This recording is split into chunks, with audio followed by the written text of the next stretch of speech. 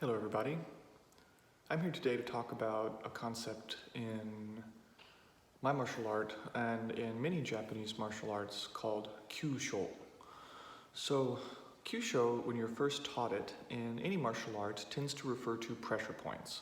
So that would be like the groin or the temple or various different physical weak points in the body. In things like ninjutsu and martial arts, you're trained to strike these places. They cause suffering. Kyusho literally translates as point of suffering. However, I had a wonderful teacher when I was being taught who realized that Kyusho are not just physical. They can also be emotional, mental, spiritual. They are anything that somebody can strike with words, intentions, actions that causes suffering in yourself. Now, in the realm of martial arts, obviously, we have these things called postures, or kamae, that are used to defend weak points. So you stand certain ways to protect your groin, you stand certain ways to protect your heart. This is the basic foundation in most military posturing, is to, put yourself in a place of strength while others can't strike those weak points.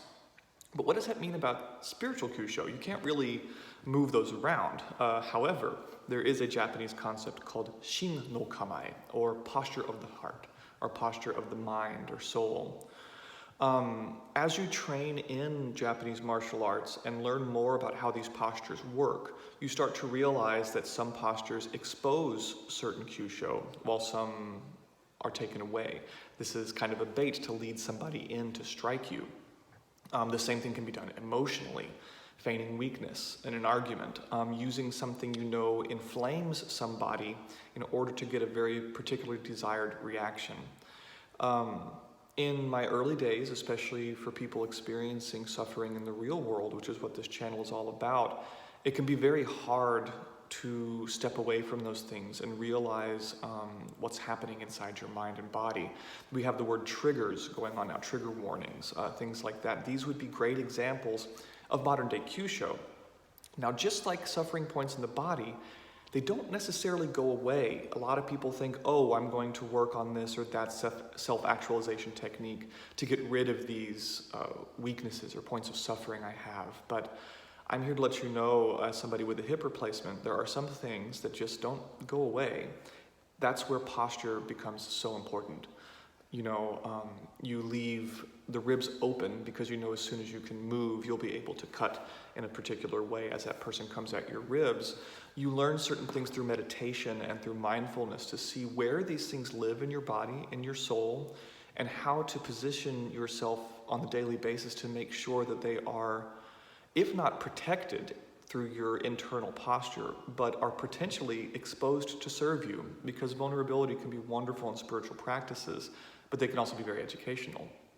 So bringing that to today's world, the use of Kyusho, the use of these points of suffering is all over the world, all over the media, all over everything you see. Again, it's not your job to get rid of the fact that these things make you upset. You should pay attention to how they make you upset, how they affect your internal posture, and then learn how to move in the day as effectively as you can with that awareness. So Kyusho is a great concept. I wanted to choose it as this first video because I feel that there's a lot of Kyusho being used in the world.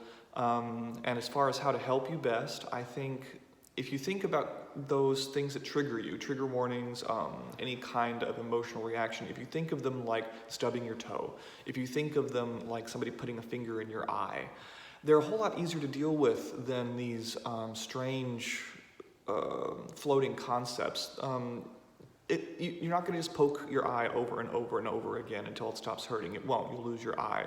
You learn how to wear protective goggles and things like that, knowing that your eyes are serving a great function. They're weak to serve a function. Your eyes have to be that level of weakness in order to see the beautiful lights they see. So look at maybe some of the weaknesses inside of your body as necessary for beauty, right? Just like your eyes. And learn how to stand and what to wear and things like that might keep those things that are allowing you to perceive beauty through their weakness safe, and then they become incredibly strong.